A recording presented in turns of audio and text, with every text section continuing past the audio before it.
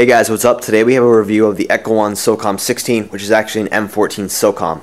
This is a black version. You can also, as you can see, this is a black version. You can get a wood finish version or an OD olive drab version gun from M14. And here's the box itself. It's a very nice blue looking box. M14's logo is right there. JP17 is the model number on this gun, but who really cares about that stuff? Let's just look at what's inside the box. The M14 Socom 16.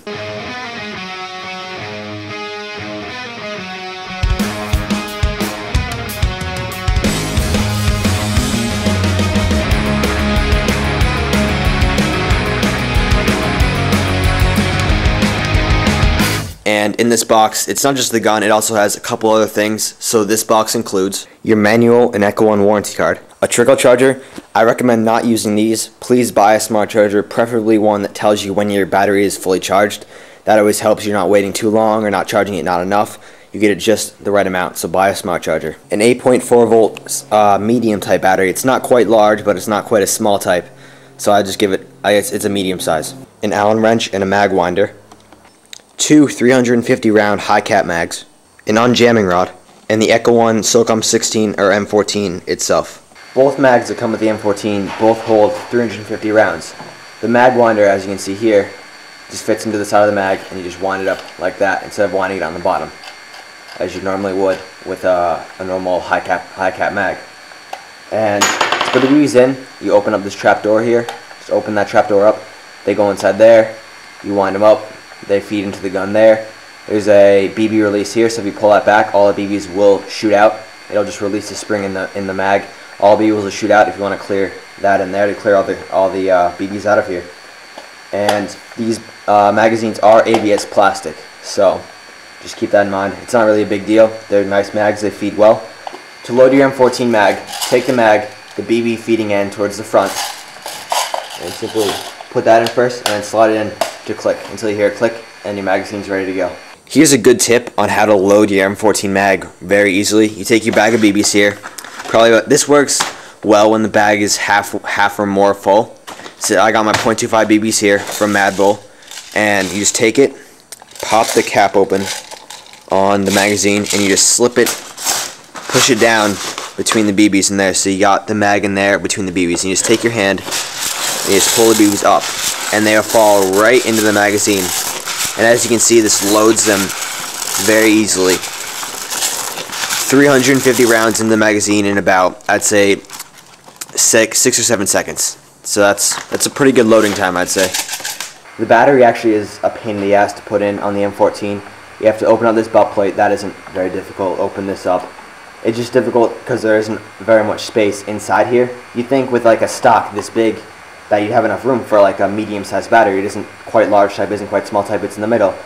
Easy, right, to fit it in here? But they put so much plastic in there to support the stock itself, since this is ABS, that there isn't much room for the battery itself. So, I mean, not a big deal. You just have to really just, what I do is I just kind of unplug it and charge the battery while it's still inside here.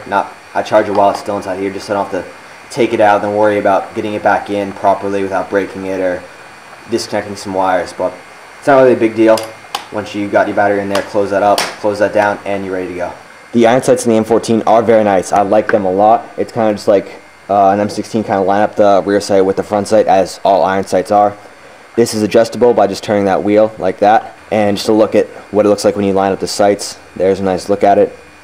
And very nice iron sights, but it does have a rail, as you can see right there, to mount any kind of optics you want. Maybe put an ACOG on there, like a 4x32, put a red dot like an EOTech on there. Look really nice, but unfortunately I'd say it's only about 4 to 5 inches, so you can't put a ton of optics on there, but like just like a nice scope on there would be really nice. And there are no other rails on this gun. It's just there's a hand grip down there, no other rails besides this one. The charging handle on the M14 doesn't serve a function for the gun. It doesn't expose anything.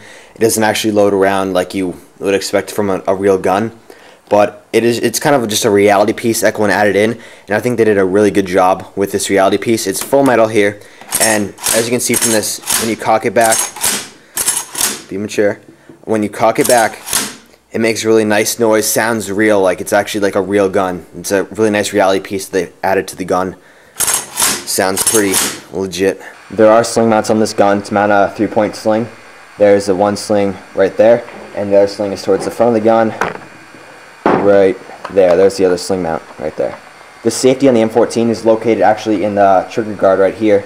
Right now it's on safe. Just pop it forward, very easy, and now it's not on safe, and you can pull the trigger like that. And the to select semi or full is right here. You just turn that around, just turn that. Right now it's on full because that knob is towards the top. When the knob is towards the bottom, it's on semi, that little knob there. So kind of easy safety, and then your semi and full are right here above the gun. The M14 does not come with a black flash hider you can put over this orange tip, but since it's so small, it really isn't that blatant. You wouldn't really need to remove this. It won't really give away your position too well. But if you want to, you can easily spray paint over it, or I think if you blow dry this for about 10 to 15 minutes, it'll loosen the glue underneath, and you should be able to just slip it right off. The hop up on the M14 is located in the mag well right here. It is this knob, that's the hop up right there. To adjust the hop, to make the hop greater, turn it clockwise, and to decrease hop, turn it counterclockwise right there. The only engraving on the M14 is actually a very nice looking one, in my opinion. Just have the Echo 1 logo and says Socom 16 right there. Nice white finish. Although the M14 does not have a pistol grip, which is to most people more comfortable than this type, it does have some grooves there that makes it fit nicely to your hand, gives you some nice grip there, and it's perfect to extend your index finger for the trigger. It does not feel uncomfortable at all, in my opinion. And also for your other hand, there are grooves there to add more grip when you're gripping the gun in the front. This M14 is made from a combination of ABS and metal parts. Starting in the back, you've got the butt plate, which is metal. That's metal right there. This is ABS plastic, all ABS. The entire body is ABS plastic. The trigger guard, trigger, safety, and mag release right here are all metal. Selector switch is plastic from semi to full there.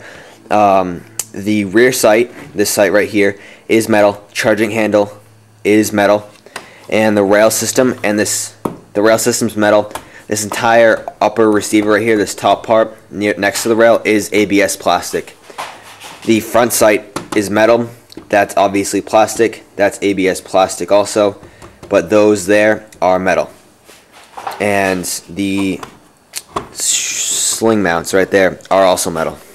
Okay, we've got the M14 shooting test.